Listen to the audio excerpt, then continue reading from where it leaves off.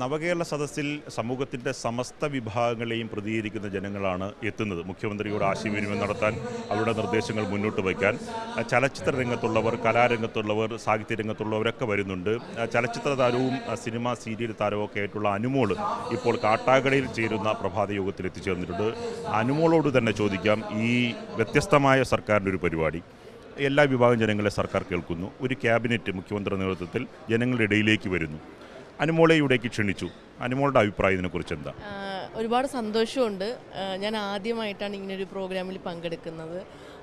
നമ്മുടെ തന്നെ MLA sir Stephen സാറാണ് ഈ ഒരു പ്രോഗ്രാമിൽ ക്ഷണിക്കുന്നത്. നമുക്ക് ഇവിടെ ആര്യനാടാണ് എൻ്റെ സ്ഥലം.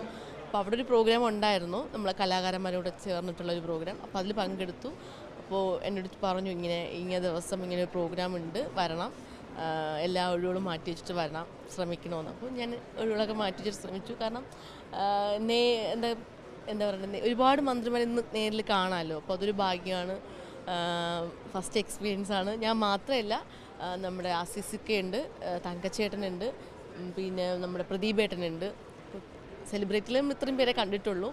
എന്തായാലും ഭയങ്കര സന്തോഷം തോന്നുന്നുണ്ട്. അതെ, പ്രഭാത യോഗത്തിൽ മുഖ്യമന്ത്രിയോട് നിർദ്ദേശങ്ങൾ അവതരിപ്പിക്കാനുള്ള ഒരു അവസരം കിട്ടും. അനുമോൾക്ക് അങ്ങനെ ഒരു അവസരം കിട്ടിയാൽ എന്ത് വിഷയമായിരിക്കും അവതരിപ്പിക്കുക? അങ്ങനെയൊന്നുമില്ല, ഇല്ല, പ്രത്യേകിച്ചൊന്നും പറയാനില്ല. കാണാൻ പറ്റുന്നുണ്ടല്ലോ, കണ്ടിട്ടില്ല മുന്നേന്നും. അപ്പം ഇന്ന് കാണുന്നുണ്ട്. അപ്പോൾ അതൊരു സന്തോഷം തന്നെയാണ്. കലാകാരി എന്ന നിലയിൽ ഇത്തരം പരിപാടിയിൽ പങ്കെടുക്കുന്നതിൽ സന്തോഷമാണ്. ക്ഷണിച്ചു വന്നു. അതെ.